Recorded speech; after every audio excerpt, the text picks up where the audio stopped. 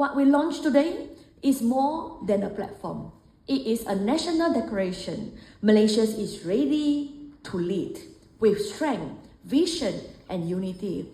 I declare that the strategic AI infrastructures of Malaysia, trusted, sovereign, and global, officially launched. Saya rasa ini adalah satu inisiatif yang bagus kerana kita sekarang bolehlah bawa server kat Malaysia dan juga lah sekarang DeepSeek sebagai large language model bawa ke Malaysia untuk localize dan semua data akan proses kat Malaysia. Jadi ini merupakan satu AI sovereignty ataupun untuklah melindungi privacy untuklah data pengguna.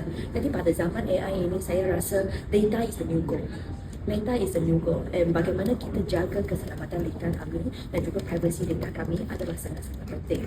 Oleh sebab itu, apabila kita boleh membina server sendiri kat Malaysia dan juga lah boleh localize application on AI seperti lah DeepSeek kat Malaysia, sebenarnya adalah sangat-sangat bagus dan sangat-sangat penting untuklah kegunaan AI kat Malaysia.